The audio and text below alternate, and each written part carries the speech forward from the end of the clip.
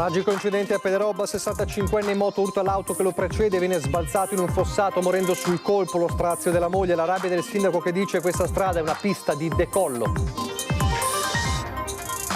31enne gravissimo in ospedale ieri sera in monopattino, è stato travolto da un'auto che lo ha fatto cadere in un fosso in una zona non illuminata. Il dramma a Colle Umberto. Il dispositivo voluto dal ministro Salvini contro la guida in stato di ebbrezza, obbligatorio perché è già stato sanzionato, divide gli automobilisti. ACI dice difficile l'applicazione. L'Alemannia riaprirà martedì con limitazioni in caso di pioggia in orario notturno. La svolta della riunione di oggi a San Vito di Cadore. 7 giorni di fuoco, oltre 160 anziani hanno chiesto l'aiuto del pronto soccorso negli ospedali della Marca per malori dovuti al calore. Ma il caldo estremo alle ore contate, preoccupazione per quello che accadrà tra domani e domenica, previsti nubifragi, grandine e vento forte. Parcheggi come ricoveri notturni per persone senza fissa dimora dall'Appiani al Dal Negro, il degrado a Treviso continua. Alla vigilia del summit leghista di domani a Treviso con oltre 400 amministratori del Carroccio in vista delle regionali si riaccende lo scontro con Forza Italia sullo Ius Scholae. Alberto Villanova attacca Azzurri contro mano, la replica di Flavio Tosi non sa di cosa parla. Il sindaco di Arcadi si scaglia contro uno spettacolo di stand-up comedy andato in scena 2 sere fa in paese, frasi volgari e offensive contro i disabili. Gli organizzatori e l'artista si difendono e replicano, parole completamente travisate. Telespettatori di Antena 3, buonasera e ben ritrovati. Il telegiornale di Treviso dunque che si apre purtroppo ancora una volta con la cronaca di una tragedia sulla strada, lo schianto avvenuto a Pederobba, una vittima in motocicletta aveva 65 anni.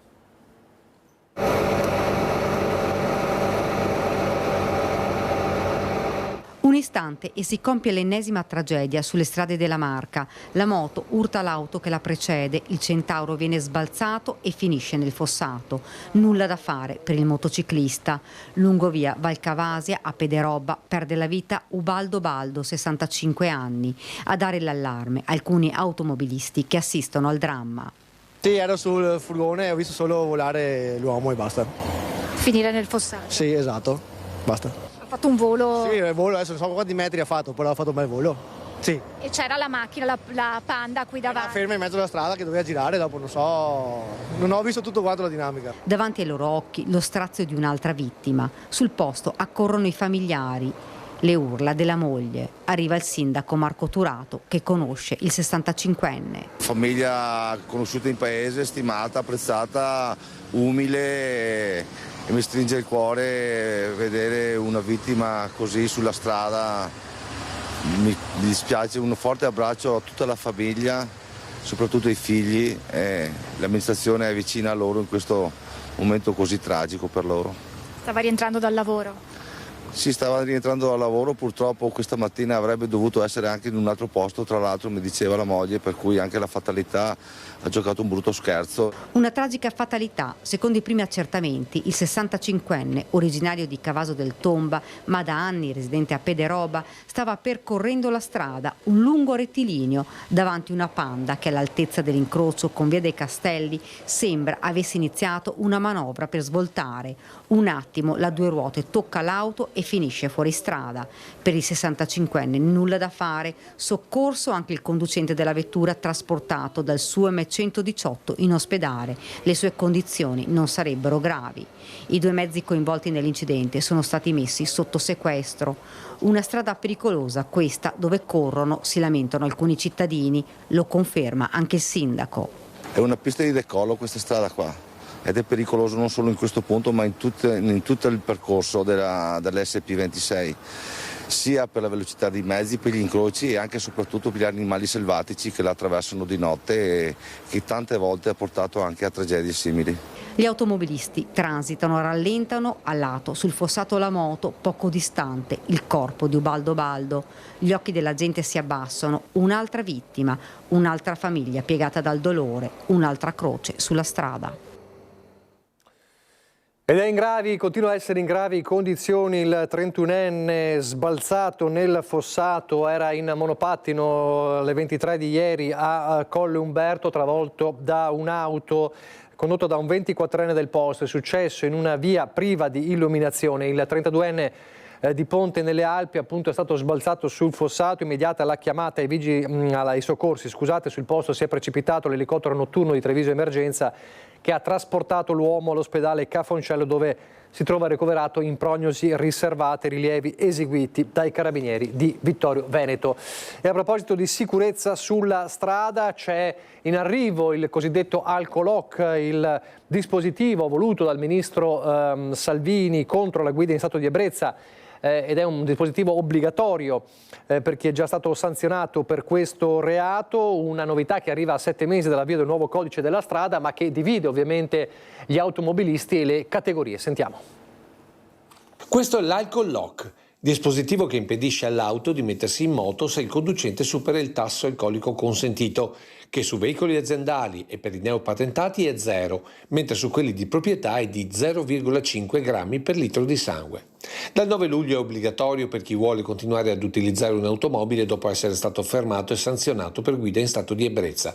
Uno strumento utile, secondo Angelo Centola, direttore di ACI Treviso. Secondo ACI Treviso, l'Alcolock è uno strumento molto importante per combattere la guida in stato di ebbrezza e quindi il tema dell'alcolismo e quindi la sicurezza stradale. Vediamo di trovare la soluzione anche per avere un'applicazione pratica e concreta, ma soprattutto efficace, perché la sfida si vince sull'efficacia di questo provvedimento. Scritto sulla carta, ma tutto da attuare a partire dall'omologazione dei dispositivi per non trovarsi a gestire ricorsi come per gli autovelox, fino ad arrivare alle norme di installazione per evitare possibili furbate che disattivano lo strumento.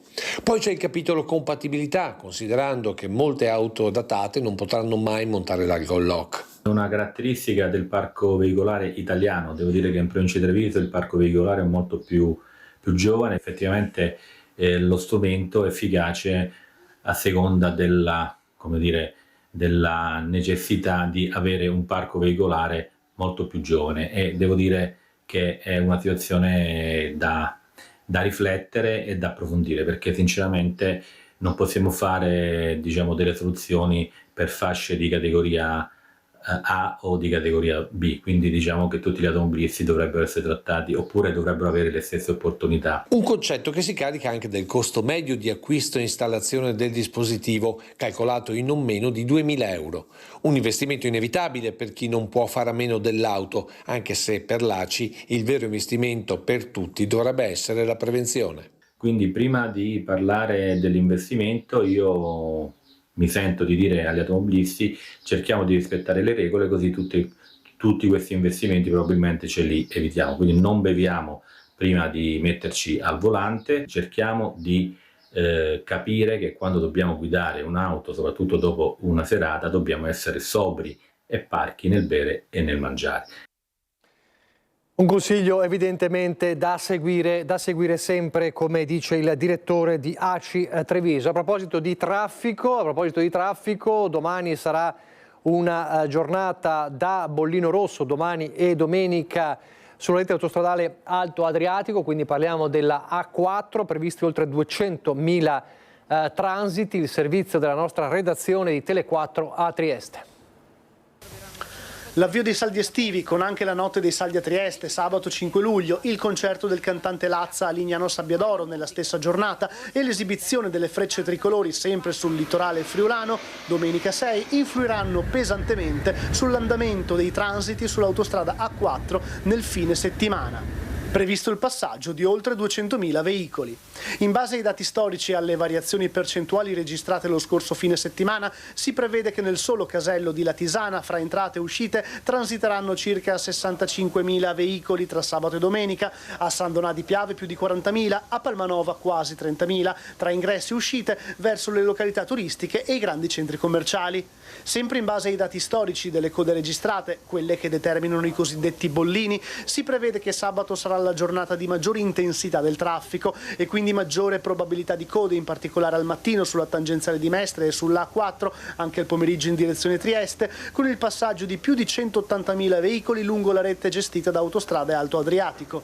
Stessi numeri anche nella giornata di domenica, quando però il traffico si diramerà in più direzioni e soprattutto il divieto di circolazione dei mezzi pesanti avrà una durata oraria più lunga. Saranno comunque probabili code e rallentamenti in corrispondenza degli svincoli direzione mare. Proprio le ultime domeniche hanno fatto registrare incrementi di transito significativi, più 4% domenica 30 rispetto all'omologa giornata del 2024, con 179.000 passaggi rispetto ai 171.000 dell'anno precedente. Su questo dato hanno influito anche le uscite alla Tisana, più 42%, con 17.000 transiti rispetto ai 12.000 del 2024. Per questi motivi Autostrade Alto Adriatico ha rafforzato il personale a disposizione già in questa prima parte della stagione, visti i numeri in crescita, domenica compresa. Si tratta di 300 operatori e tecnici tra esattori, ausiliari, personale del centro radio informativo, tecnici di impianti dei servizi manutentivi, assistenti ai piazzali, che saranno in servizio fra sabato e domenica. I mezzi pesanti non potranno circolare dalle 8 alle 16 di sabato e dalle 7 alle 22 di domenica.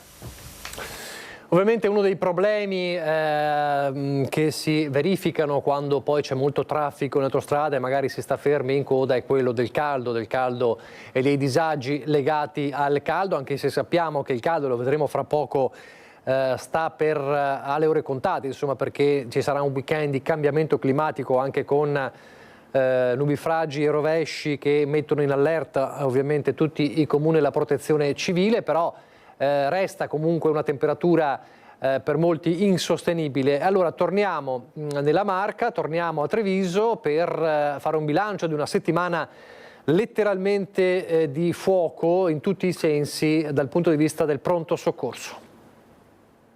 Purtroppo negli ultimi 6 giorni abbiamo avuto oltre 160 accessi di persone, soprattutto over 75, pochi giovani, dei lavoratori giovani che hanno avuto delle crisi lipotimiche legate ovviamente all'abbassamento della pressione e alla sudorazione profusa. Per il resto tutti anziani che comunque per fortuna abbiamo tenuto in osservazione breve intensiva, sono stati idratati, erano disidratati e poi ovviamente mandati a casa tranquillamente con i familiari. Sono tutti anziani over 75 le 160 persone che negli ultimi 6 giorni hanno fatto richiesta al pronto soccorso della Marca trevigiana. Per fortuna nessuno ha avuto bisogno di cure intensive, anche se 3 sono stati ricoveri precauzionali dovuti al gran caldo. Abbiamo solo 3-4 ricoveri, comunque nessuno in terapia intensiva, gestiti molto bene a livello della geriatria e delle medicine, per cui diciamo che ancora la cosa è contenuta. Uno sforzo che ha messo sotto pressione gli ospedali, che però hanno ben tenuto l'ondata di accessi. Io devo ringraziare tutti gli operatori dei pronti soccorsi del SUEM, perché veramente sono sotto pressione e nessuno prevedeva un'ondata di caldo così importante. Anche se sono ormai noti i consigli di protezione, meglio comunque ricordarli. Evitate di uscire dal mezzogiorno fino alle 5 del pomeriggio, soprattutto se siete over 75, perché chiaramente è rischioso, è a rischio. Usate comunque, se dovete uscire, il cappello, bevete tanta acqua, credo che queste sono le cose. Bagnatevi i polsi se trovate una fontanella, se avete un rubinetto di casa, perché chiaramente il corpo va raffreddato. E domani alle 11 nella chiesa parrocchiale di San Pio X a Conegliano i funerali di Bruno Rossi, l'imprenditore 57enne di San Pietro di Feletto, morto stroncato dal caldo mentre si trovava in vacanza in Sardegna nella spiaggia di Luimpostu a San Teodoro.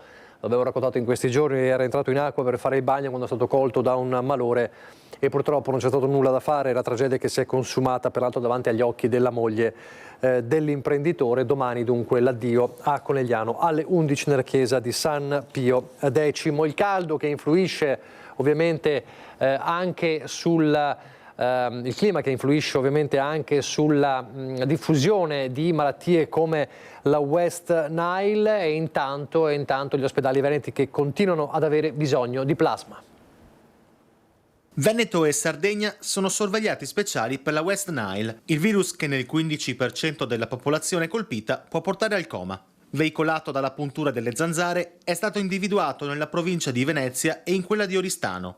Uno stato di attenzione che ha imposto controlli a tutti i livelli, come per la Vis Veneto, che da martedì controlla tutte le donazioni. A tutte le donazioni fatte in Veneto dai donatori veneti viene fatto un test aggiuntivo, West Nile e NAT, proprio per verificare che non ci siano questi virus dentro. Questo permette anche di verificare che i territori non siano infettati. Eh sì, perché è anche una misura di sorveglianza, perché i donatori sono nostri cittadini, sono veneti che vivono nel nostro territorio e quindi in un certo qual modo si sorveglia anche che non ci sia circolazione umana di questo virus. Avis Veneto, che registra un calo di oltre 3 punti percentuali di donatori con decisa prevalenza di ultra cinquantenni. Se noi andiamo a guardare il numero proprio assoluto dei 65enni è esattamente il doppio di quelli che ne hanno 18. Non dormiamo sonni tranquilli, quindi l'invito a tutti i donatori e non solo quelli che sono già donatori, ma chi non è donatore di diventare donatore, è di continuare a donare e donare possibilmente plasma. Perché se la diminuzione di donazioni di sangue è stata compensata da una minore richiesta di sacche, dall'altra si registra il 7% di aumento di richiesta di plasma. Attualmente sono 132.000 i donatori veneti con una media di 2 donazioni all'anno, che presto si dovranno confrontare con il sistema di gestione delle prenotazioni che sta già creando dei grossi problemi nelle ULSS veneziane. È andato tutto in tilt e è logico che non potendo prenotare o avendo difficoltà nel prenotare c'è stato un calo della raccolta consistente e quello che noi abbiamo chiesto a viva voce è che i problemi informatici vengano risolti prima di mettere sul piano di lavoro questa parte informatica, che non vuol dire che il sistema informatico ospedaliero non deve andare avanti, è il pannello di prenotazione che ha dei problemi che vanno risolti. Dicevamo il caldo che però ha le ore contate, perché sarà un weekend all'insegna del ritorno del maltempo, quindi da una parte la buona notizia è che si tornerà a respirare, l'altra notizia però è che arrivano nubifragi, grandine, vento forte e quindi tutti gli occhi sono puntati sul meteo. Pioggia intensa con vento forte e grandine. È la previsione per domenica prossima, stando alle carte meteorologiche del generale Giancarlo Iannicelli, che ci fa vedere dove ruotano gli anticicloni responsabili della fortissima ondata di caldo di questi giorni, con una novità decisamente impattante. La novità è che sul bordo di questo anticiclone c'è una discesa di aria più fresca, potrà dar vita a un contrasto con la massa d'aria calda che permane in pianura e quindi temporali che potranno essere localmente anche intensi. Maltempo forte ma a macchia di leopardo. Fortunatamente sarà abbastanza isolata la situazione di questi fenomeni e di breve durata, quindi prevediamo da domenica che gli impulsi saranno più intraprendenti e potranno dar vita dal tardo pomeriggio anche gradualmente fenomeni temporaleschi. Il gran caldo ha portato in alto lo zero termico con gravi conseguenze sul fronte grandine. Arriva la grandine perché c'è il sollevamento della massa d'aria, si solleva, si raffredda, è ricca di umidità, quindi di vapore, questo si congela e forma il ghiaccio, ricadendo poi aumenta di volume. Il rischio quindi è che si ripetano chicchi come il 26 giugno nel Monte Bellunese e nell'Alta Marca. Poi c'è il vento. Colpi di vento molto forti che sono dannosi insieme alla grandine. Poi poter prevedere l'intensità e il posto dove si verificherà questo fenomeno è sempre molto difficile. Sorvegliata speciale l'intera area pedemontana, punto di contatto tra l'aria calda umida di pianura e quella fredda discesa da nord. È qui che si formeranno i fenomeni più intensi. Tutto passerà già da lunedì, quando gradualmente riprenderà il caldo, che a metà luglio toccherà punte mai viste prima. Avremo di nuovo dei picchi di 39 e 40 gradi. Ricordo, e non lo dimentico mai, lo ricordo sempre, che per chi lavora e chi deve stare con il capo al sole, all'aperto, che i 39-40 gradi previsti sono previsti all'ombra e sono rilevati all'ombra. Quindi al sole all'aperto si dovrebbero sopportare fino a 60 e oltre gradi, quindi è una situazione veramente critica. Insomma, l'avete capito, saranno 2 o 3 giorni difficili dal punto di vista del maltempo, poi però il gran caldo è destinato a ritornare. Una stazione così molto altalenante, quindi che rende la situazione, rende le previsioni complicate e anche difficile ovviamente da sostenere. Non è ancora chiaro se sia questione di maltempo, forse, molto probabilmente un camion che deve aver urtato il ramo, ma sta di fatto che nel pomeriggio i vigili del fuoco sono intervenuti in via Montegrappa a Vidor per rimuovere da un albero un ramo pericolante che rischiava di cadere sulla trafficatissima strada che attraversa il centro del paese. Sul posto anche i carabinieri per chiarire cosa abbia provocato il distacco del grosso ramo. Pare, a quanto sembra, un camion che abbia urtato questo ramo. Lungo la via si sono formate ovviamente code e rallentamenti. Nel Santuario delle Grazie a Este questa mattina i funerali di Don Andrea Albertin, il 48enne sacerdote della diocesi di Padova, morto improvvisamente martedì mattina per un malore nella casa della spiritualità San Martino a Ceneda di Vittorio Veneto. Tantissime le persone che hanno voluto salutarlo, sacerdoti religiosi con i vescovi di Chioggia, Belluno Feltre e Vittorio Veneto, accanto al vescovo di Padova che ha presieduto le esequie. Tanti messaggi di cordoglio alla famiglia di Don Andrea Albertin e alla chiesa di Padova. Tra gli altri il cardinale Pier Battista Pizzaballa, patriarca di Gerusalemme, e il patriarca di Venezia, Francesco Moraglia. Adesso pochissimi istanti di pubblicità, poi torneremo a Treviso per parlare di bivacchi e degrado.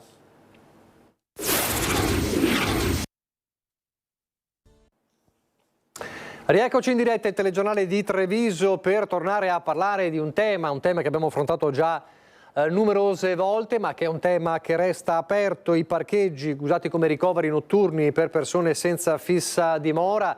L'Appiani, che è stato già chiuso e riqualificato, ma che in altri punti della sua struttura continua a essere luogo di bivacchi, e poi il caso Dal Negro di questi giorni è oggetto anche di attenzione da parte di Ascom e amministrazione. Sentite.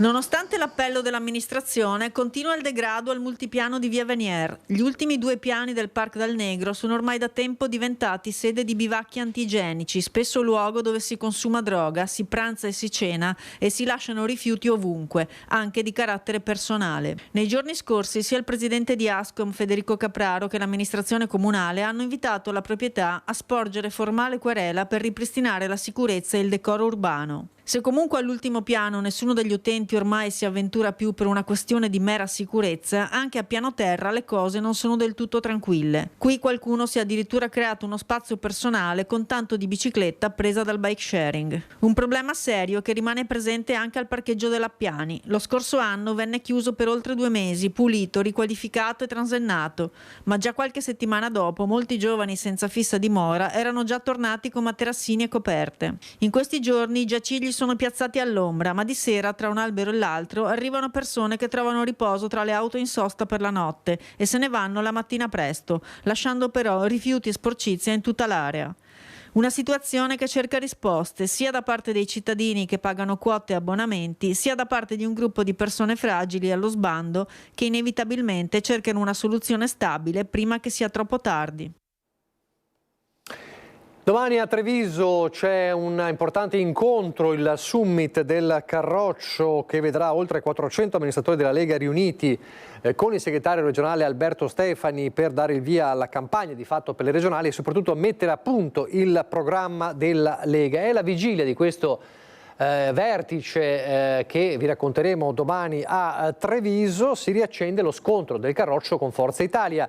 Dopo che la proposta di legge degli azzurri sullo Ius Scholae potrebbe trovare un asse con il PD in Parlamento, il capogruppo della Lega Veneta in Regione Alberto Villanova attacca Forza Italia e arriva a stretto giro di posta la replica del coordinatore regionale degli azzurri Flavio Tosi. Sentite. Forza Italia con Tajani ieri è tornato alla carica sullo Ius Scholae. Non è bastata la bocciatura senza appello che è arrivata dal referendum di poche settimane fa, dove gli italiani hanno detto chiaramente che non vogliono corridoi preferenziali per le nuove cittadinanze. Forza Italia sembra andare veramente contromano rispetto a quella che è la volontà degli italiani. Noi invece come Lega ci riuniremo proprio domani insieme ai nostri sindaci e ai nostri assessori, più di 400 amministratori del territorio, per iniziare a scrivere quello che è un programma verso le regionali. Un programma che deve intercettare i bisogni reali dei veneti. Tra questi sicuramente non c'è lo Ius Scholae. Alberto Villanova rispetto alle scuole dovrebbe prima leggersi i provvedimenti, capirli, così eviterebbe, come spesso gli capita, di parlare a sproposito. Per lo scuole è addirittura più restrittivo dell'attuale situazione. Oggi con 10 anni di permanenza in Italia chiunque può ottenere la cittadinanza, a prescindere da come si comporti e soprattutto che sia integrato o meno, che parli o meno l'italiano. Mentre invece l'Euroscuole cosa prevede? Prevede che ci vogliano 10 anni di frequenza alla scuola dell'obbligo in Italia, quindi vale per i ragazzi e le ragazze che sono integrati, 10 anni di frequenza con profitto, è un provvedimento che la dà a chi è realmente integrato. E questa è la giusta direzione, anche perché se parliamo per esempio di uno dei grandi problemi di sicurezza che ci sono oggi, che è quello dei Maranza, i cosiddetti Maranza, che hanno tutti la cittadinanza italiana, con lo Iuscole probabilmente nessuno di loro potrebbe raggiungerla. E poi c'è un fatto in prospettiva, noi siamo un paese purtroppo in denatalità, è vero che è giusto fare come le facciamo, come questo governo sta facendo, politiche per la natalità, però la Francia, che lo fa da 20 anni, è riuscita dopo 20 anni a sconfiggere la denatalità. Noi non possiamo aspettare 20 anni per risolvere un problema drammatico, che è anche quello dei lavoratori. Noi abbiamo posti di lavoro e non abbiamo lavoratori, e le imprese chiedono lavoratori. E quindi avere dei ragazzi immigrati, integrati, che vanno a scuola con profitto, che vogliono integrarsi, crescere, mettere su famiglia e lavorare in Italia, questa è anche una risposta positiva dal punto di vista della crescita della società.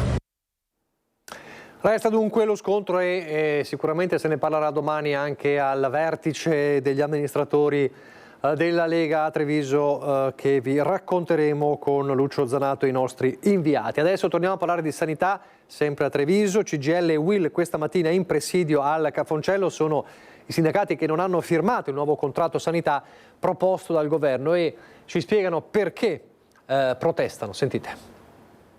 Al di là dei numeri che continuano a girare, le cifre effettive di aumenti saranno: per un infermiere parliamo di 135 euro lordi, per un OS di 120 euro lordi.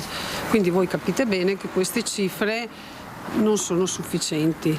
L'accordo separato per il comparto sanità e il rinnovo contrattuale per lavoratori e lavoratrici dell'ULSS 2 non è stato firmato dalle rappresentanze sindacali di CGIL e UIL, che si sono ritrovate davanti al Cafoncello per porre l'attenzione ancora una volta sulle cifre e le incombenze che spettano a chi intraprende la professione sanitaria, specie nel settore pubblico. È un lavoro dove si lavora H24, sabato, domenica, peraltro le indennità, il valore economico delle indennità è ferma da 20 anni. Anche su questo una notte in realtà non è che ci porta chissà che ritorno economico, c'è una responsabilità, una professionalità da utilizzare e tutto questo non viene valorizzato in alcun modo. Vertenze che la CGIL sta portando avanti anche sui buoni pasto, che non sono stati incrementati nonostante sentenze favorevoli in Cassazione. Ma il punto per i sindacati rimane anche una questione di equità. Il rinnovo che noi chiedevamo, che chiediamo, è commisurato esattamente allineato all'inflazione certificata dall'Istat, il 17%. Quello che è arrivato è nemmeno della metà dell'inflazione certificata, che poi è una cosa ben diversa rispetto a quella reale e percepita, che è molto maggiore. Quindi quello da cui noi partiamo è recuperare almeno quella parte. Quindi non stiamo neanche parlando di un aumento contrattuale concreto, ma di un recupero di quello che si è perso in questo periodo. Dall'altra parte il direttore dell'ULSS 2, Francesco Benazzi, riconosce le difficoltà, ma auspica che i sindacati firmino il contratto, perché si tratta pur sempre di un aumento dal quale ripartire. Sappiamo benissimo che è difficile trovare infermieri, abbiamo un elevato grado di turnover legato a malattie, gravidanze, eccetera, per cui è chiaro che purtroppo non riusciamo a sostituire tutte le gravidanze e tutte le malattie perché non troviamo infermieri, quindi chi resta deve ovviamente farsi carico anche del lavoro degli altri, per cui è chiaro che un'incentivazione forse importante va data a queste persone che veramente ci mettono il cuore. Comunque già il fatto di avere, come dire, dato dei soldi in più a livello contrattuale, questo è un segnale importante e credo che bisognerà continuare su questa strada. A proposito di contratti, basta alla pirateria sui contratti di lavoro, è pronto il manuale. Parliamo di un fenomeno che si chiama dumping contrattuale, ne parla il presidente di FIP Confcommercio Venezia Massimo Zaron, ma è un tema che riguarda ovviamente tutte le province. Basta contratti pirata, stop allo sfruttamento dei lavoratori pagati con salari bassi, bassissimi, generando profitto come contraltare. Tutto questo ha un nome, si chiama dumping contrattuale, fenomeno avverso il quale continua la mobilitazione della FIPE, cioè la Federazione Italiana dei Pubblici Esercizi, con le imprese della Confcommercio dell'Unione Metropolitana di Venezia. Le parole del presidente Massimo Zanon, che si schiera a difesa del lavoro di qualità e di un'equa retribuzione. E poi c'è dall'altra parte da dover difendere quella che è una nobiltà che ci siamo conquistati negli anni. A noi piace lavorare perché senza impresa non ci sono lavoratori, senza lavoratori non c'è impresa, e se qualcuno pensa che tutto il mondo sia uguale e che siamo abituati a lavorare in maniera fasulla, evidentemente questo non lo possiamo accettare. Ad esempio, con un contratto non FIPE un cameriere di sala può guadagnare di più o di meno in base al contratto collettivo nazionale con cui viene assunto, con salari che oscillano fino a 300 euro in più o in meno in busta paga al mese per le stesse 8 ore di lavoro, con stipendi che variano dai 1.500 ai 1.200 euro circa. Pronta la seconda edizione del manuale del dumping contrattuale. Portare a conoscenza quelle che sono i diritti e nello stesso tempo anche le strade per tutelarsi, perché non c'è dubbio che chi ha diritti non lo fa subito ma andrebbe a tutelarsi dopo. Quindi dal mondo di Confcommercio una cosa è certa, noi facciamo parte di chi i contratti li va a trattare con i maggiori sindacati italiani. Se qualcun altro approfitta di altre strade non lo possiamo accettare. Abbiamo argomento una serata ad Arcade, una serata di spettacolo, di cosiddetta stand-up comedy per sorridere, ma poi ci sono pochi sorrisi, si parla di frasi, parole volgari, attacchi e offese ai disabili. L'attacco e le critiche vengono dall'amministrazione comunale di Arcade, il sindaco Domenico Presti in primis, e scoppia la bufera in paese. Stand-up comedy, una forma di intrattenimento di origine anglosassone molto diffusa negli Stati Uniti e che negli ultimi anni sta prendendo piede anche in Italia.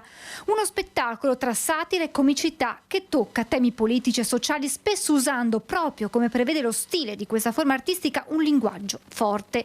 Ed è stato proprio lo spettacolo di stand-up comedy portato sul palco del Festival Musica Libera Tutti, ospitata per il 14° anno consecutivo sul campo sportivo di Arcade dal collettivo Satirimbanco, ad aver suscitato indignazione tra alcuni presenti nel pubblico, al punto che si sono rivolti al sindaco Presti. Secondo me questo spettacolo andava fatto in un luogo chiuso, dove le persone che avrebbero avuto accesso, magari possibilmente maggiorenni, sapevano di cosa si parlava e quindi cosa andavano ad ascoltare come satira o quello che poteva essere.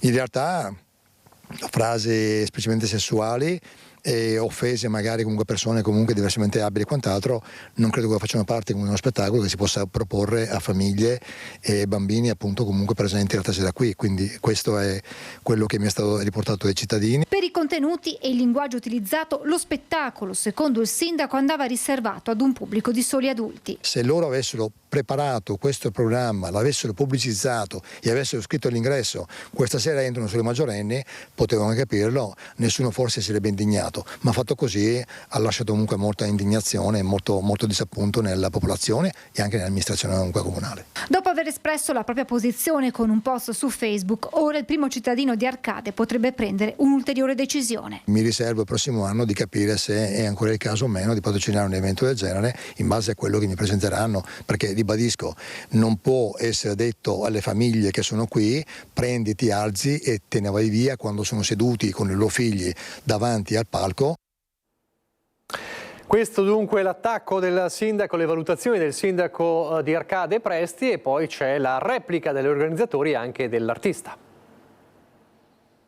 Se non vuole patrocinare il tipo di spettacolo non c'è nessun problema, gli ho già detto che va benissimo, anzi quella serata là sarà senza il patrocinio. Replicano così al sindaco Presti gli organizzatori di Musica Libera Tutti, difendendo lo spettacolo di stand-up comedy che ha suscitato polemiche tra alcuni presenti mercoledì nella serata inaugurale del festival ad Arcade. Ci hanno fatto male anche perché erano abbastanza inaspettate, non crediamo in questi 14 anni di creare eventi o spettacoli non adeguati alla popolazione anche del paese stesso, anzi. Anche per gli artisti che hanno portato sul palco lo show le critiche sono arrivate inaspettate, visto che, spiegano, da anni giriamo l'Italia e non era mai successo niente di simile. Sotto accusa alcune frasi con espliciti riferimenti sessuali ritenute troppo volgari per il contesto. È una forma d'arte che affronta tematiche forti alleggerendole con la comicità, spiega Andrea del collettivo Satirimbanco.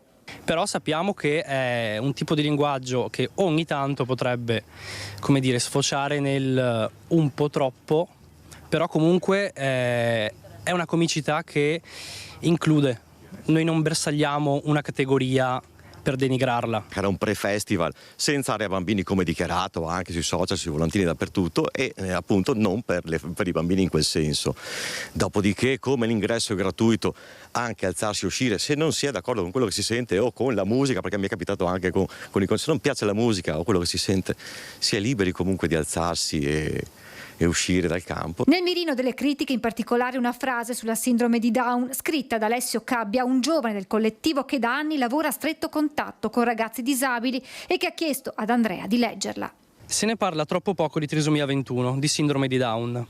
Li abbiamo sempre lasciati emarginati, rinchiusi in case famiglia, con degli autistici qualunque. Ma sono persone adorabili, piene di amori, non provano odio. Oddio, ogni tanto anche Emma, che è una ragazzina che seguo, mi manda a quel paese e mi dice a culo, ma poi dice subito a ceccio, che vorrebbe dire scherzo. Poverina, parla male, è pur sempre handicappata. Però non si incazza davvero, semplicemente imita me e i miei colleghi che ci mandiamo a quel paese per davvero. È lei che scende al nostro livello per comunicare. A conti fatti è a noi che manca qualcosa. Mi sembra venga usata la sindrome di Down per far capire che siamo noi quelli che a volte non sappiamo interagire con delle categorie che continuiamo a vedere come inferiori a noi. Io ritengo comunque siano state frasi decontestualizzate, al sindaco stesso hanno riportato battute capite malissimo. Tra l'altro, spiegano ancora gli organizzatori, la nostra sensibilità nei confronti delle persone disabili è dimostrata dal fatto che ad ogni edizione devolviamo parte del ricavato all'Associazione Disabili di Spresiano ed Arcade. Le polemiche fanno male, dicono gli organizzatori e gli artisti, ma dall'altra parte mercoledì sera abbiamo incassato anche molti complimenti. L'altra sera era pieno di gente, c'era gente che si divertiva di ogni età, giovani, vecchi, uomini, donne. Ci hanno fatto i complimenti a noi alla fine. Io ho avuto diversi feedback positivi, i complimenti fatti ai ragazzi stessi sul palco, dalla gente che era qua. A proposito di feste ma senza polemiche, 5 giorni a Spresiano fra musica, birra e carne alla griglia. L'appuntamento è nel borgo Calessiani, si parte con la festa dunque della birra, giunta alla sua 25esima edizione. Domenica 6 luglio prenderà il via invece la 30esima fiera degli uccelli e degli animali da cortile e in contemporanea ci sarà la 29esima esposizione dell'artigianato locale da ieri a lunedì 7 luglio, organizzati anche diversi spettacoli musicali che richiameranno in piazza numerosi giovani. La manifestazione organizzata dal comitato Festeggiamenti Calessiani con il patrocinio della provincia di Treviso, il comune di Spresiano e la collaborazione della Proloco di Spresiano. E noi adesso andiamo nel Bellunese.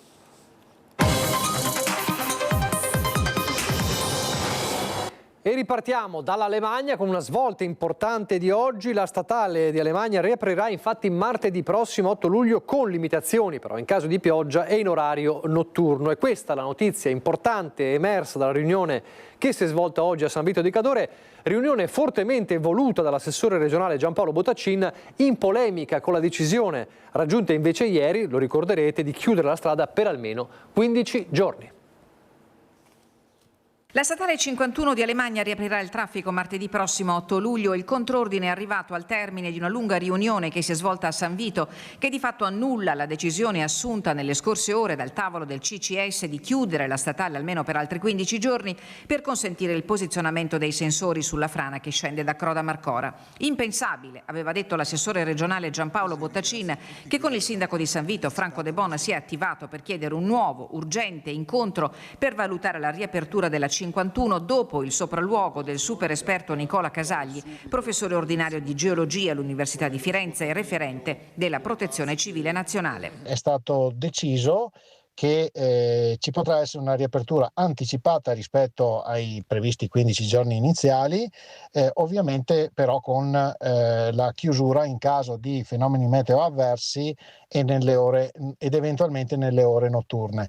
Quindi sicuramente un miglioramento della situazione precedente con, come ho suggerito, una gestione del rischio residuo. La buona nuova ha fatto rifiatare i pendolari costretti da una settimana a peregrinare da un passo all'altro per raggiungere e uscire da Cortina, che da qualche giorno chiedevano alle istituzioni, inascoltati, di poter avere le navette per superare Dogana Vecchia e risparmiare ore e ore d'auto su e giù dal passo Tre Croci. Soddisfatti, manco a dirlo, anche gli operatori del turismo che a denti stretti in queste ore avevano tentato di minimizzare l'impatto del disagio che a Roma si stava cercando di evitare certamente all'entourage olimpico con un decreto d'urgenza ad hoc.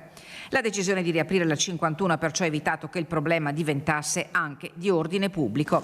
Come detto, la circolazione avrà delle limitazioni, certe quelle in caso di pioggia ed eventualmente anche in orario notturno. Nei prossimi giorni purtroppo sono previsti fenomeni meteo temporaleschi, quindi questo, unito al fatto che dovrà essere installato un pluviometro per garantire la riapertura in maniera sicura, richiederà ancora 2 o 3 giorni di tempo per installare il sistema di sicurezza, però dopo, senza aspettare i 15 giorni, ci potranno essere delle finestre di apertura che renderanno meno difficoltoso il disagio che c'è stato in queste ore. Buone nuove, frattanto, anche per gli sfollati di Cancia. Il sindaco Bortolo Sala ha emesso l'ordinanza di revoca della temporanea inagibilità ed evacuazione degli immobili coinvolti dalla colata detritica nella notte tra il 15 e il 16 giugno.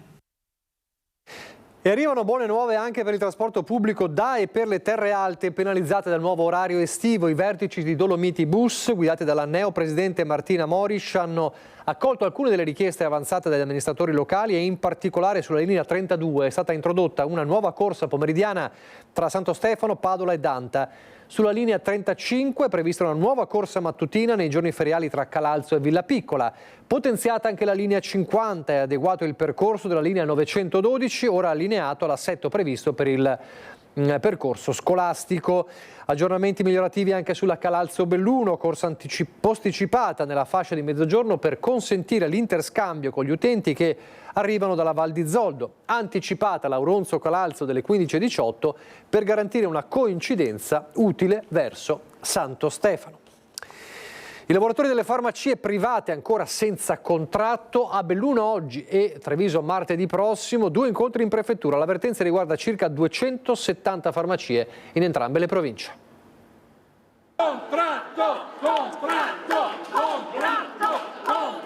Proseguono davanti alle prefetture i flash mob dei dipendenti delle farmacie private, centinaia le persone interessate. Il contratto è scaduto da oltre 3 anni e a oggi non è stato raggiunto un accordo per il rinnovo. Oggi si ritrovano a non avere un contratto rinnovato e Federfarma, che è l'associazione datoriale che maggiormente rappresenta le farmacie private, non ha dato la disponibilità a rinnovare un contratto in maniera dignitosa. Le organizzazioni sindacali denunciano un completo disallineamento tra le responsabilità assunte oggi dai farmacisti, le condizioni contrattuali, la conciliazione tra vita e lavoro, la flessibilità richiesta dal settore. Stanno male perché Federfarma non vuole riconoscere il loro valore, perché non sono solo dei lavoratori, ma sono importanti anche e soprattutto nel territorio montano. Tema centrale del disagio è la valorizzazione di una figura professionale importante in un contesto sociale in cui la farmacia diventa un intermediario della salute, capace di alleggerire le liste di attese e di svolgere un ruolo di presidio in città, quartieri e piccoli paesi. Farmacisti che stanno male, il rinnovo del contratto è scaduto l'anno scorso, è partita la trattativa, ma quando si è arrivati a parlare di salario Federfarma non ne ha voluto sentire, proponendo 120 euro lordi di aumento per il triennio di vigenza contrattuale. È una cosa scandalosa se pensiamo che un farmacista neolaureato che entra in una farmacia prende uno stipendio medio di 1.500 euro netti. La richiesta è di 360 euro, il triplo. La strada per arrivare a un punto di incontro non si prospetta breve. Ed ora la politica è stato il caso di queste settimane a Belluno con il ritorno, torna a parlare l'ormai ex assessora Simonetta Buttignone e torna a spiegare e approfondisce le ragioni di quello che è stato il suo addio alla Giunta. Ha scelto di farlo in consiglio comunale, ha dato le dimissioni da assessore alle pari opportunità e se n'è andata, come se n'era andata dal PD, alla fin fine delusa da entrambi gli schieramenti. Abbastanza, devo dire, forse sono io che sono inadeguata, può essere. Che a Palazzo Rosso ci fosse area di rimpasto si sapeva, ma il sindaco non le aveva però ancora ritirato le deleghe. Ho deciso di dimettermi perché ormai era da novembre che subivo uno stillicidio giornaliero, era un giorno sì e l'altro anche sul giornale, non sapevo se ero io, se era un altro, eccetera. Questo è pesante dal punto di vista psicologico, ma non solo personale, ritengo che non sia positivo nemmeno per l'istituzione. Nel raccontare il suo addio, Simonetta Buttignon si è definita un assessore Cenerentola. Ma direi di sì, perché ero priva di partiti e con pochi fondi, però poi Cenerentola ha fatto una bella fine. La mia per adesso non è entusiasmante, ma devo dire però che in questi 3 anni ho fatto delle esperienze molto molto gratificanti di crescita personale, quindi è più il bene che il male. Nel lasciare la giunta, Buttignon ha però augurato a De Pellegrini di arrivare al termine della legislatura. Sì, ma di finirla bene, ecco, questo è l'augurio. Non so poi lui cosa intenda fare, però io auguro tutto il bene alla città, ecco, alla città più che al sindaco. Il sindaco è strumento per la città. Queste le parole dell'ormai ex assessore, con questo ci fermiamo, grazie per averci seguito, vi lascio al meteo, arrivederci.